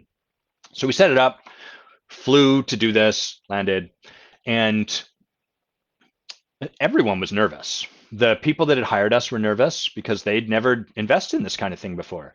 I was nervous. I want them to like me. I want to make a difference. I want to have an impact. I don't know that I'm going to. All of us were nervous. There was nervous energy in the space. That was in the space. And so we were out for dinner this one night, and one of the, I think the CEO or like, one of the people that had brought us in, that had hired us, this group of ragtag people, was sharing. He was like, yeah, I'm quite nervous. And I was like, me too. And he's like, oh yeah. And I'm like, yeah, totally. Like, I want to do a good job for you guys. I want this to really have impact. And that's significant for me. That matters. And so, yeah, absolutely. I've got some nervousness. And the other person on our team who was brought in for sales training to train their team in sales, he had no ontological, no leadership development under his belt. And he felt what I'd done was a huge issue, to the point that he went to the two people that brought us in to tell them, like, that's really problematic that I'm saying that. Now we've lost their trust. We have to regain their trust, blah, blah, blah, blah. The next day, when it his turn to go, Bay and I did our talk, and then there was kind of like a break and some stuff, and then it was his turn to come on. But before that, there was some setup, some stuff being spoken to by like members of this oil and gas company. It was about an hour or so, and this person spent that hour pacing, walking back and forth, checking the temperature on the thermostat, nervously drinking water. Like, you could feel his fear coming off of him in waves. But when we asked, hey, how are you doing? It was like, totally fine, totally fine. And we were like, okay, yeah, are you sure? You seem a little edgy. He's like, no, not at all. I'm completely confident, blah, blah, blah. So he was trying to layer confidence over top of his fear, and it didn't work. Like, you can smell that when it's coming off. You've all had this experience where we're like, okay, like, if you say so, but if we're playing poker, I'm pushing all my chips into the front of the table with you. I'm not buying this at all. So it's totally fine, right? He didn't have a lot of like deep ontological training. He's great at what he's doing, which is sales. But in terms of like being able to own that intimacy, being able to own the truth that's there for him, he doesn't have that capacity. Now, what happened when I owned my nervousness with that person is contrary to what this person believed happened, which is I lost her trust. I engendered trust. And the way I did that was by owning what was in the space. Our nervousness collectively was already in that space. It wasn't that it wasn't there. It wasn't that we couldn't feel it. We could all feel it, just like we could feel it rolling off of him the next day when he was pacing, checking to make sure the temperature was right, all of that sort of stuff. So when we speak to what is in the space, we create trust, because people go, okay, okay, good, I'm not crazy. Because that's what I felt too. It felt like that was there. The hard part is having the courage to do so, which is why we all walk around the elephant in the room and we try to pretend it's not there, and we engage in this weird collective delusion. We're acting as though where we're walking, there's nothing in the center. No, no, no. We always walk in this weird circular pattern. and a little oblong shape over there around what may or may not be a trunk underneath a rug. Ignore it. Ignore it. This is the new vogue type of rug. Rugs these days are shaped kind of like elephants. It's a rug. Don't worry about it. Don't step there though.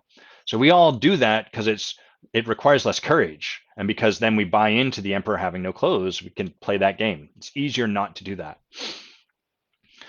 So when we try to lead in such a way that we pretend like that we're impenetrable and invulnerable and nothing's there, it causes dissonance for people because they can feel the underlying truth. It's in the space, but we're pretending it's not. And that creates weirdness too.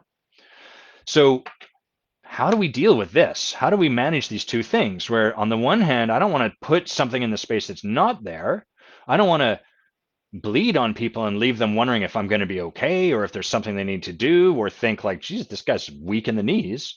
But at the same time, we don't want to create that dissonance where people just stop trusting me because I'm not able to own the truth, because I'm insisting on something that's clearly not the case. And the reason they know that it's not the case, they can feel it on some level in their viscera.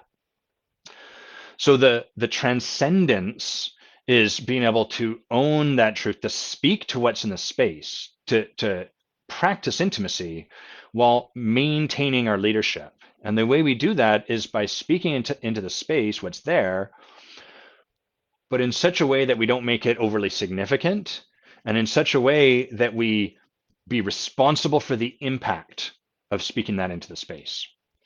So the first way that I make sure that I don't make something overly significant is I got to do some of my own work on that. I got to learn, I got to work with my coach, I got to practice starting at smaller gradients before I go to bigger ones. I got to practice being okay with people seeing that I'm nervous. So I might start practicing that just with my wife when we're sitting down to do something, be like, oh, I'm a little nervous. That's a lower gradient, right? I'm practicing 1%. And then the next time I'm talking to maybe 5 people at a networking event and they're like, Adam, what do you do? And I might be like, well, a little nervous to share because I often feel kind of clumsy about it, but here's what I do. Notice I didn't make it really significant that I'm really nervous to share. I hope you guys like me. I'm terrified you're going to think, right? That's adding significance.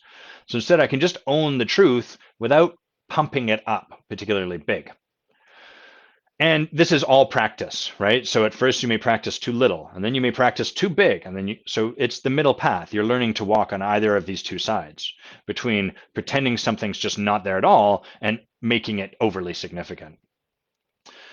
So that's the first step, is for us to practice and to practice holding it without a lot of significance. And the way we do that is we practice at a gradient and we get more and more better, like, oh, as you start to own when you're nervous or afraid or whatever, as you start to practice this kind of leadership intimacy or intimacy in your leadership, it becomes less significant and you become better equipped to just own that truth.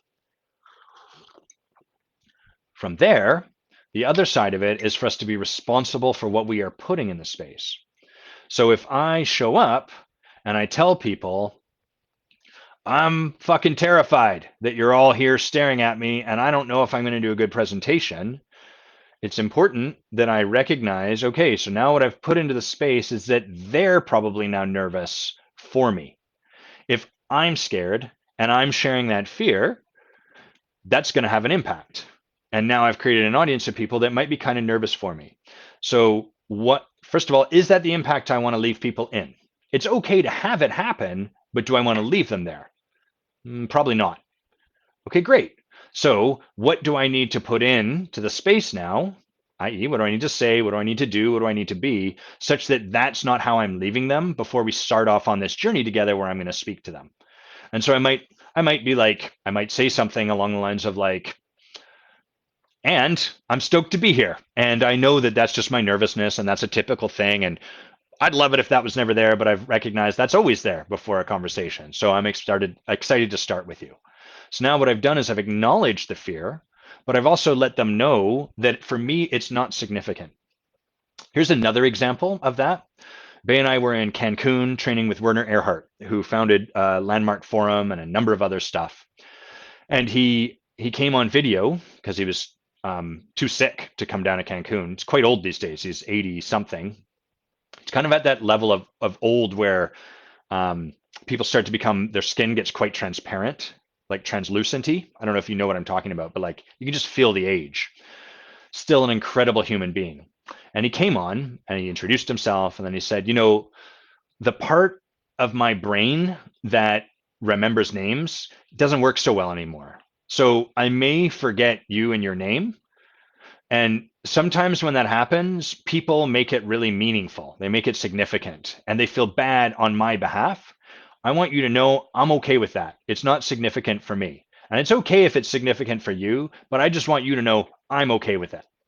So what he's doing is he's giving us a lot of intimacy there. He's sharing his truth. He's sharing that he may forget our names, but then he's giving us permission to feel how we feel and just letting us know he's taking out of the space that we should feel bad on his behalf, that we should be embarrassed for him or for his sake or something like that. Oh my God, we're just forgetting my name and this is probably so uncomfortable for him. So, he's taking that out of the space for us.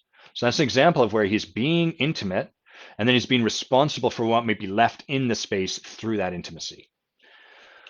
That's how we practice these two. That's where the transcendence into intimate leadership gets created. In order to do this, we have to practice. And the way we practice is we take swings. We practice intimately putting stuff into the space, and then we be willing to have someone supporting us in developing our own leadership to give us feedback how that landed.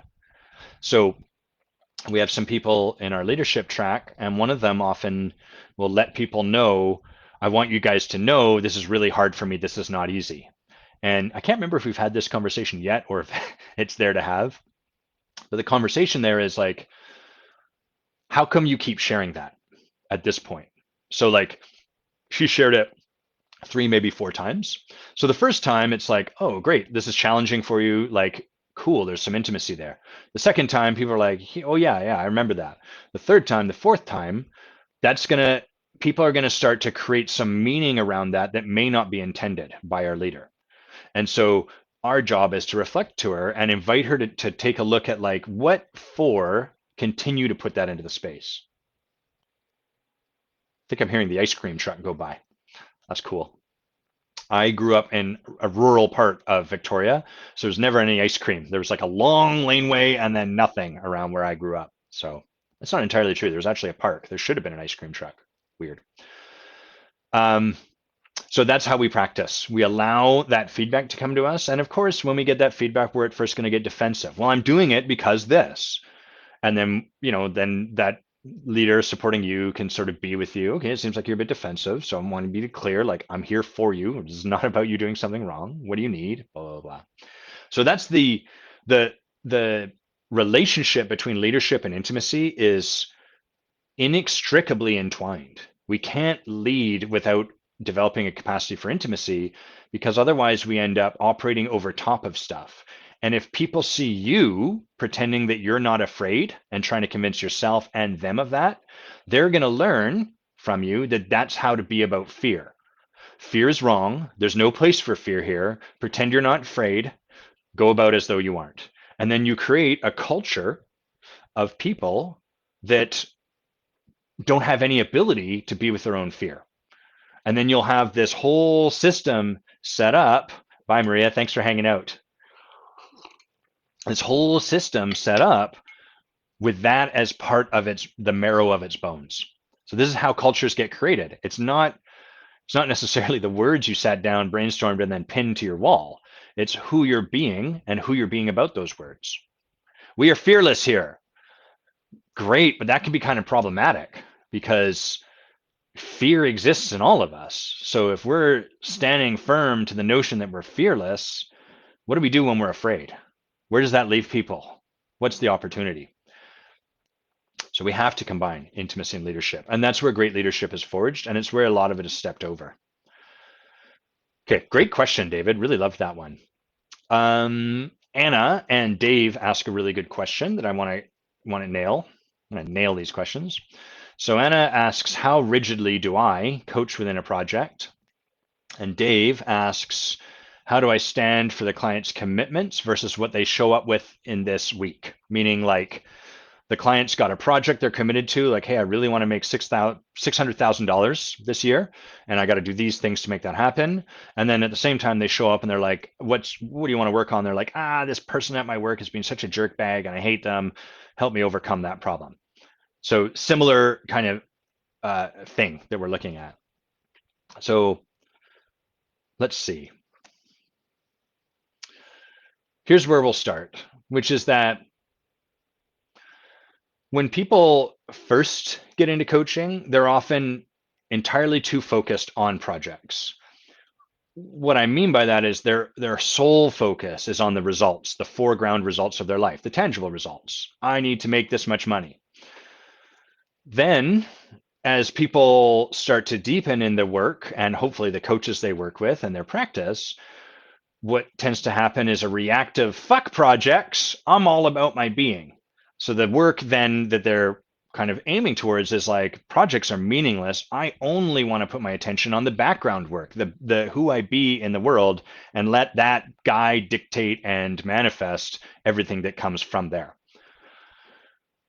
And then really the profound magic of transformational coaching comes as a transcendence to this set of dyads, these opposites, these antipodes, if you like, up to working in both of these realms, both who you be as you take on the actions required to create the project you want to design. So projects are very important. One, the reason a project's important is because it gives you a tangible thing to move towards in your work. If we just show up every day and talk about being and who you're being, we don't have much of a measure for the success of that. How do you how do we know if you're moving along the scale from where you want to be in your life to how you want to be later on in your life? Well, I don't know. I'll just know. That's usually where we go. And then, okay, but like, how will you know? Well, I'll feel it. Like, I'll feel different. Okay, how? And now we're in the realm of trying to determine feelings and using feelings as our measure for the progress we're trying to create. And feelings are a terrible measure for the progress we're trying to create because, like me, you've probably noticed that you can go to bed feeling freaking awesome and then you wake up feeling terrible and nothing's changed. Just your feelings, the mood you're in the moment. So those are really poor measures of how we're doing. And what that tends to lead people doing is they gauge their progress based on how they have been feeling that week and the actions they've been taking that week. So like if I have a goal to like feel fitter, then did I bike a lot this week? Yes, great, I'm moving forward. But if I took a week where I was kind of lazy, I'm not doing enough. And so then you get like that's what your progress tends to look like as opposed to like the trend being upwards towards something. So projects really provide some important opportunities for us. They're really of value and they're I don't know if I'd say necessary, but so incredibly helpful and they source so much of the work on your being. The other reason they do this is because when we let the feelings and the energy of the day, the drama of the day, the energy of the day dictate what we work on, that will tend to have us work on the thing that showed up in the moment, but it's also going to naturally have us turn away from what we're most resistant to working on. It's rare that the energy of the day being the cause of our coaching request is going to have us like lean into the thing we really don't want to lean into. It tends to be quite convenient. We go over here instead. So what happens when we create first of all, the way we create a project from this then is getting clear on how you want to be in your life. What's the experience of life you want? Blah, blah, blah, blah. Great. Having created that, what would be a project that would be a measure of that? So often people are like, I want to live my life like way more connected and I want like a deep experience of love of myself and of a partner. Great. So what might be a project a year from now that would be reflective of you having created that? If you created that shift in who you're being in the world, what tangibly might we see? And then we start to narrow that vision down. So it might be like, oh, well, I'd be married. If I really created that breakthrough, I would be married. Great. So then that project is it's gonna force you to do a bunch of things. You're gonna have to start doing shit. Like you can no longer just kind of, oh, I'll think about being and I'll notice how I'm not being. And, you can do all of that without ever having to really put your feet to the pavement and make something happen. Whereas if you are now committed to getting married, first of all, you're going to have to go out and start dating, which you may have a ton of resistance to. And that resistance is almost certainly going to be related to the stuff in the way of creating the breakthrough that you want. So the project pushes us into the resistance that is going to be moved through in order to create the breakthrough that you actually want. So project's really important for that. So we coach to a project as well as to a breakthrough in the background. We do them in tandem and kind of like, you could think of them as being like working with both your humanity and your spirituality. We're working with both of those aspects of who you are as a being on this planet when we coach to both of those things. Now, Anna's question is, how rigidly do I coach to a project? So like, what if people show up and they don't bring a project that week? What if they show up and they're like, my brother is being a real jerk and I really can't focus on anything? Do I just say, that's great, tell me about your project? Like, to what extent am I fixated on that? And that's kind of the heart of Dave's question too. So this is where the art of standing for something and the art of coaching comes in. If we were to just look at this like scientifically, then it would be like, well, the project sources the breakthrough, ergo, bring the attention always back to the project. Or the client said they're committed to this project, so ask them about the project. And it becomes very rigid, and it slowly but surely becomes the coach's or the leader's agenda rather than that of the client. But at the same time, if all we ever did was just go with what the client brought, sooner or later, we're going to get caught in the swirl of the drama of the day and the projects will be forgotten. For the most part, this tends to be the way it goes, especially if the project is going to lead that client through some resistance and the stuff that they're afraid to tackle in their own life. So again, there's like a degree of transcendence that must be created. That's where the magic lies.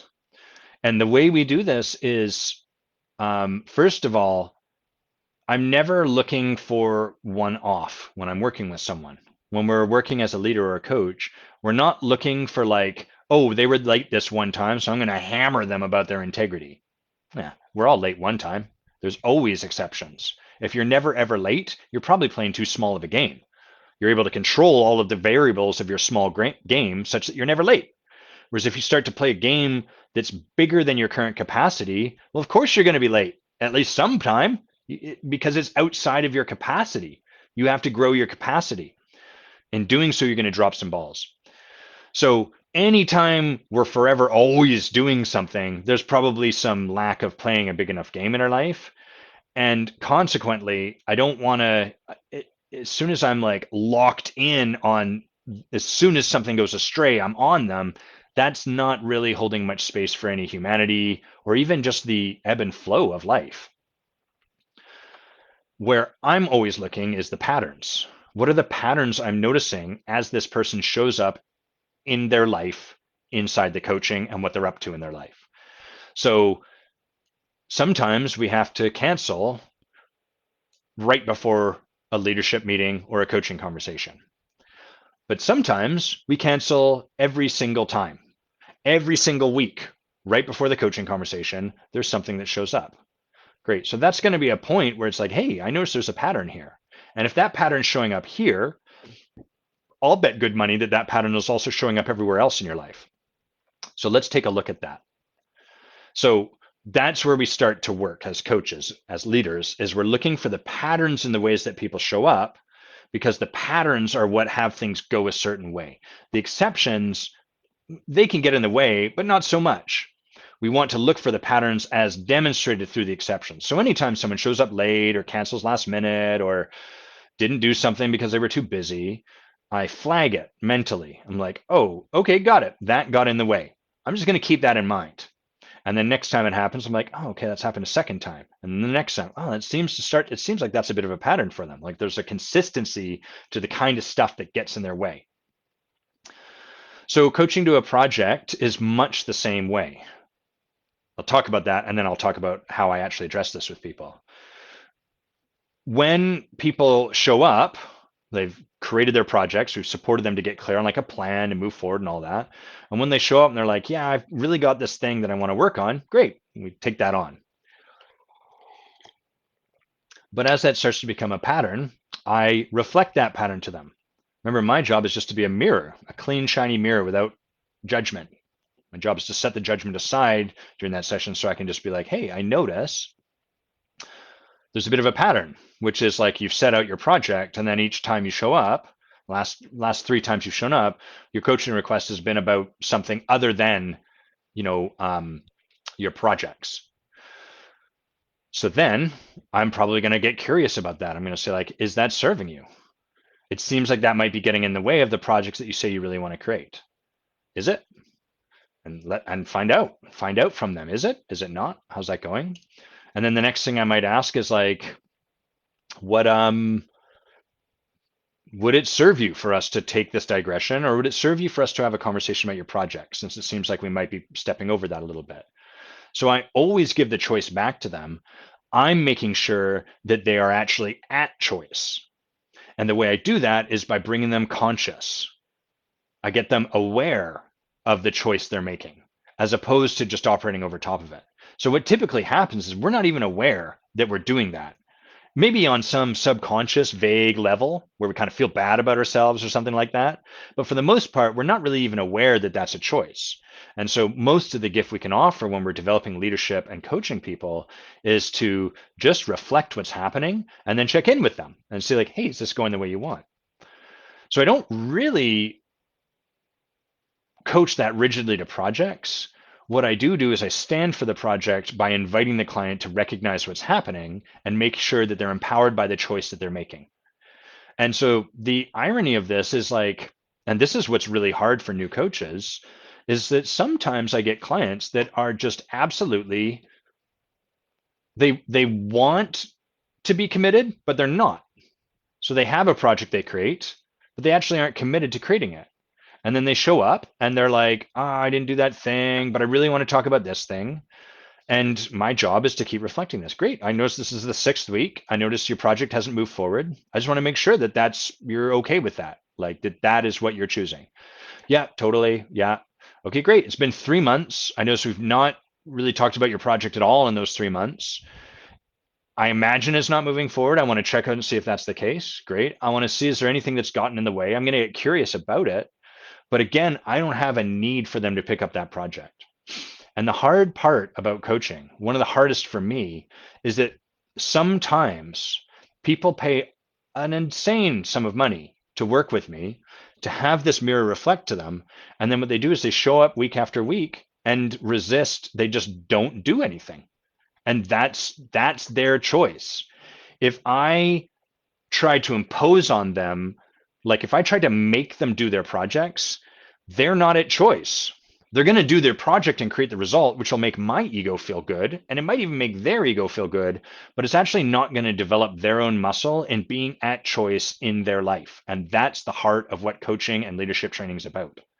So I have to let go. I have to get supported a lot with these people. These are usually the hardest clients for me to be with, is the people for which they get committed to this work, they show up, and then they don't do anything. They just flail about and kind of show up. And it's not to suggest there's no breakthrough available through this, but the breakthrough for them is often to see that a bunch of money or just paying for this or like wanting something is not sufficient and is not the same as being committed to something. And that's the breakthrough for them. And that's hard for me when my value as a person or as a coach is attached, when I've got it linked up to them creating a result. It's not actually what my value is, but as soon as I get those attached, then I get attached to them creating results, and that gets in the way of them fully being able to explore. So this is really a challenge for a lot of most new coaches. Just try to batter someone over the head and make them do the thing. Oh, my client's resisting the coaching and blah, blah, blah. They're not. Your client's showing up perfectly. Your job is to let go. You're resisting your client. You're in resistance to your client because you hold that they should be progressing, instead of that all you need to do is reflect that they're not and make sure that's what they want. Andrea says, I remember when you, Adam, called me on not taking actions on the practices and projects, and my resistance when you suggested that we switch the practices because I wasn't following through. Yeah, so great. It's often a lot easier for us, certainly for me, to keep insisting I'm going to do something and then not doing it than it is to kind of let go of insisting I'm going to do it. Like, hey, Adam, you keep saying you're going to do this thing, you keep not doing it. So maybe what there is for you to do right now is to just let go of this insistence you're going to do something because it's not true. And at least then I'm choosing consciously that I'm not going to do this stuff instead of that pattern that Andrea is talking about that I'm just distinguishing for myself as well is like I'm kind of insisting I'm going to do something and then I'm choosing not to do it. And that creates a disempowered experience because I'm saying one thing and doing a different thing. So, not very rigidly, Anna. It's really on the client, but I'm very rigorous, I guess you could say, about making sure the client is choosing consciously. So, we'll have one conversation, two conversations, but pretty quickly I'm going to start asking them like, hey, how does this work in your project? I notice we're stepping past your project, blah, blah, blah, blah. And for Dave, it's kind of the same thing. Like we, how do you stand for your client's commitment versus what they show up with this week? I've just described it, right? So noticing the pattern, reflecting it to them, and really letting them be the guide for their journey. The one of the hardest parts about coaching, which ironically then makes it feel so simple, like as you move into mastery level, master certified coach level, you're letting go of so much of what you need to do in your mind as coach. And where it leaves you is like, holy crap, this work becomes incredibly simple, but that requires an incredible amount of trust. Because now you have to trust that your client will find their way through their own process of exploration without you trying to give them the thing you think they need. And holy fuck, do we think that we have the thing that people need? I'm constantly catching this, like, oh, there's a piece of awareness I felt I needed to give the client instead of just letting them sit in their own. So funny, so funny. Andrea says super failure response. I love that super failure response and an exploration on where you were committed from. Thanks for the question, Anna. It's a really great one. We've got time for a little bit more. So we talked about being a snob. What other topics have I created for us here?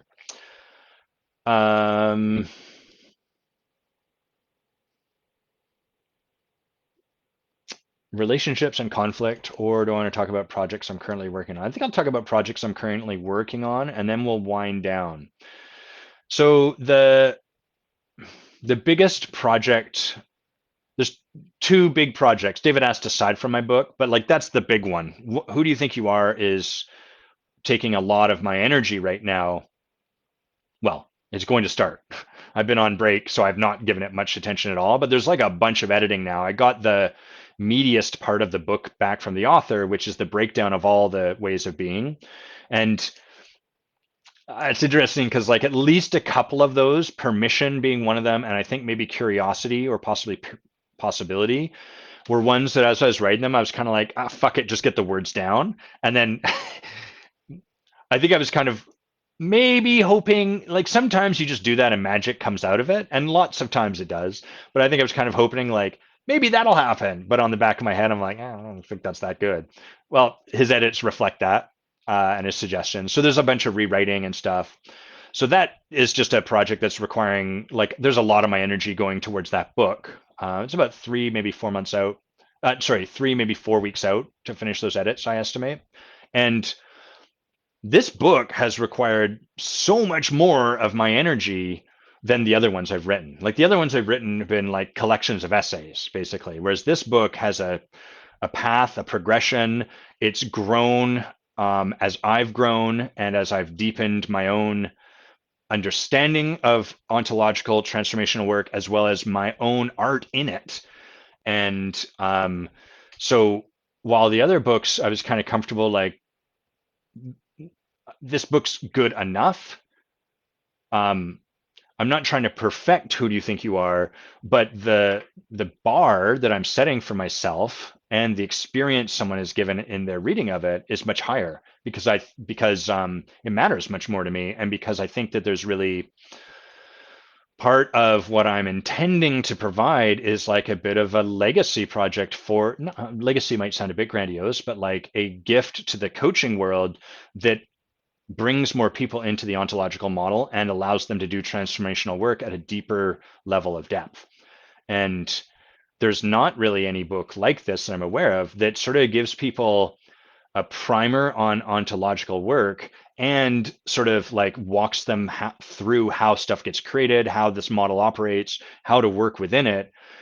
Most of what exists in the world is like heavy, dense kind of academic treaties by like Martin Heidegger and people like that, really like challenging intellectually books that are challenging intellectually, or books that are like really cool, like Last Word on Power or Speaking Being, but they're they don't so much as describe the water, so to speak, like the framework of the model. They just plunge you into the model and then like kind of help you live from that place. And people that are like me and possibly like you that are coaches or leaders that are wanting to like support others inside this model, that kind of leaves us trying to well, it leaves us trying to do what I've done, which is like, okay, what is the scaffolding that led to this? And how do I walk that scaffolding and set that up for myself so I can then take it down and then apply this stuff? So that's what we're trying to do. That's what I'm trying to do with this book.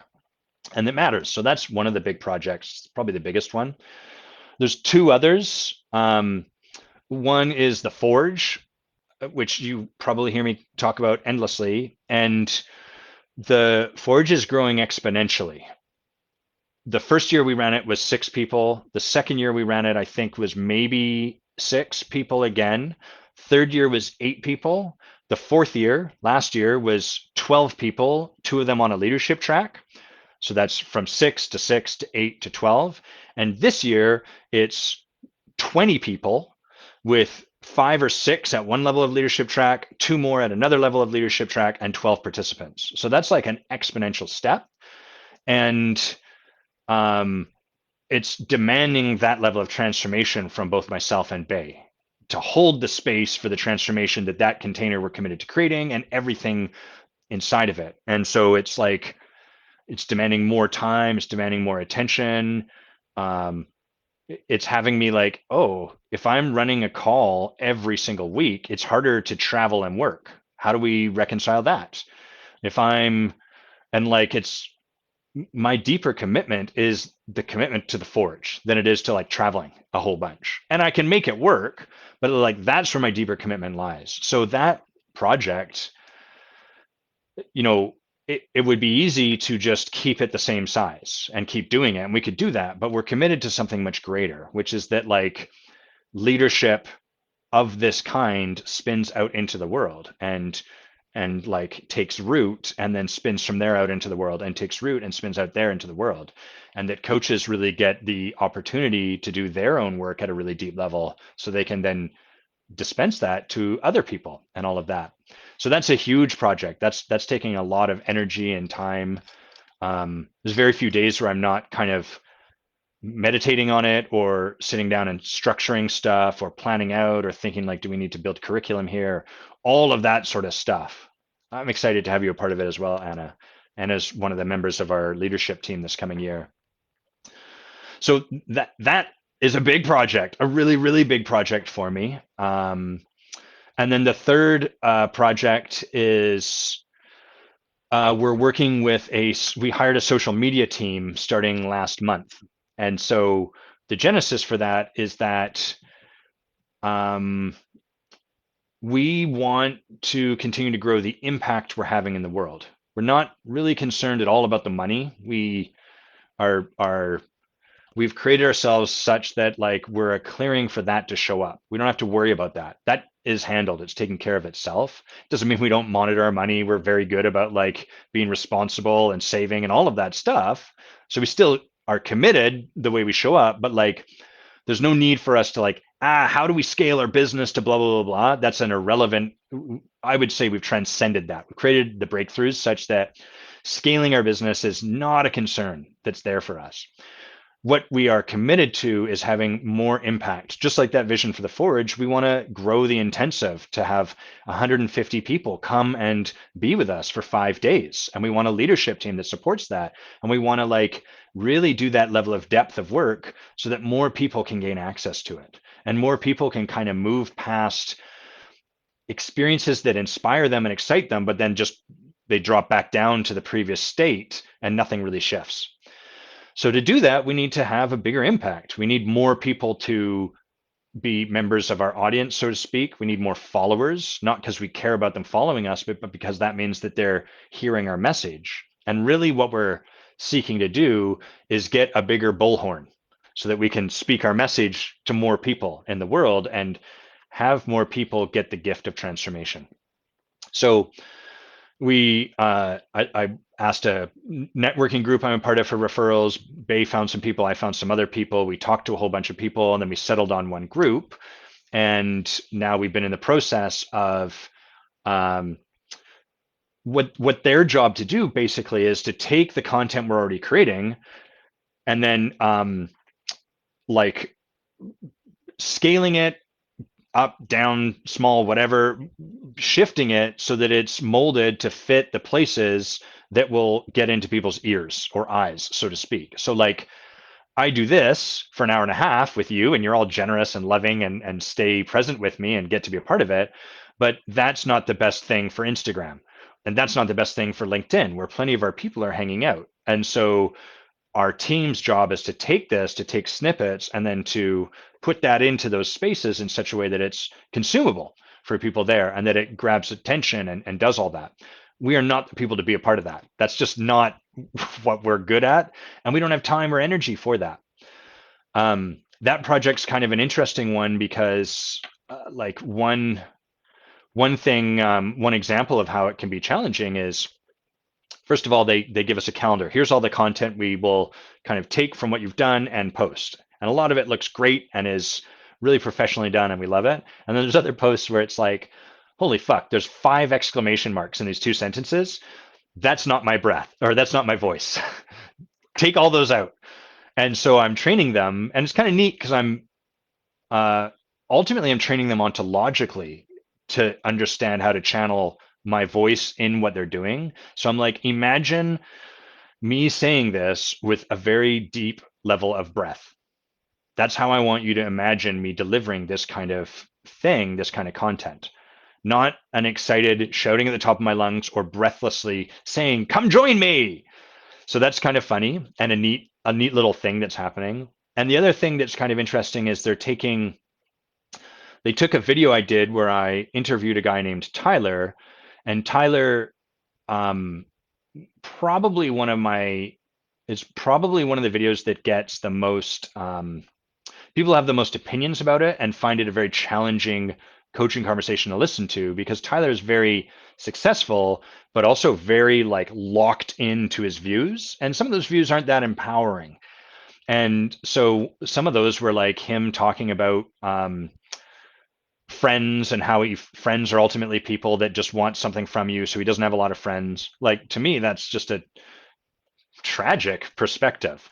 But it's not my job to tell him that. It's my job to just, got it, that's your belief. Is that the belief you want to have? Is there something you want beyond this, that belief might be in the way? So the team took that and then made the point of the content about, show me your friends and I'll tell you who you are, which is not at all the message to really take from that video. And in fact, quite the contrary. And so, I'm seeing these things, people are reflecting this, hey, this feels kind of incongruent. I'm like, oh, great, thank you so much. So that's a really cool project that we're working on and that we're building. And I'll share the long-term vision, like, what do I want to create from working with these people? Before I do that, though, I'll say I think they're doing great work. Like they, even if you just go to my business page, they've created a new header and it looks quite sharp. I really like it. And they're doing a really good job for the most part in partnership with me, being quite true to the intention and the heart and soul of that content. And that's a challenging edge to walk. And it's fun because at times I think the predominant desire in the coaching and transformation, in the coaching and leadership profession, is like, help me get more hot leads, help me get more clients, hook them. And we're like, fuck that.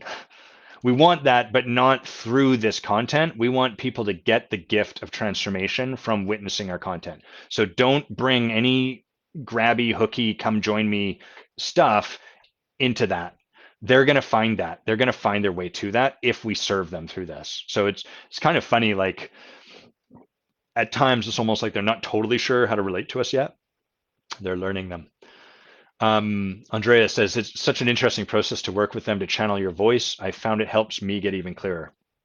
Absolutely. 100%, right? Because as we have to sit with this and be like, what about this doesn't fully connect for me, that then has us distinguish more clearly what is and what is not the voice and the commitment we are and all of that. So last little bit here, long-term vision, or maybe not that long term. Some of the stuff that I'm aiming towards are for the intensive that we run in Victoria. We've only done one so far. The last year's got canceled due to COVID. So this first year we had about 20 people, give or take. We were aiming for 30.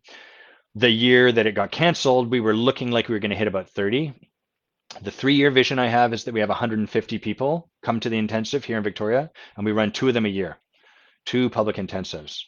Now, this is what I used to lead the leadership team for Rich Litvin's intensives, and that was the number of coaches that he had come to his events. It was usually about 150.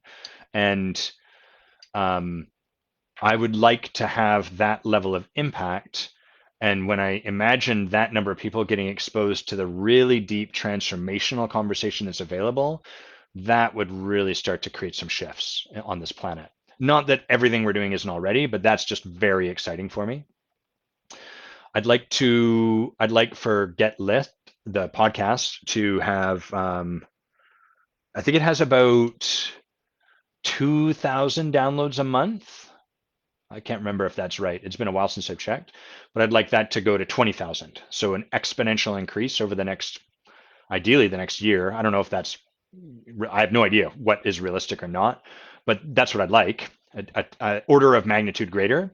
And I don't, this is still far out on the horizon, but I'd like to do a TV show like this, probably a little more structured, definitely a little like more poignant in terms of time, but where people get the opportunity to not get advice, but really to see the transformational aspect that exists below the surface of what we can see. So much of our programming, so much of what we consume as content is like problem, solution, which is really inside the same cycle. And then people are like, oh, I'm so glad I had that solution. Then off they go. And then, oh, wow, the problem came back.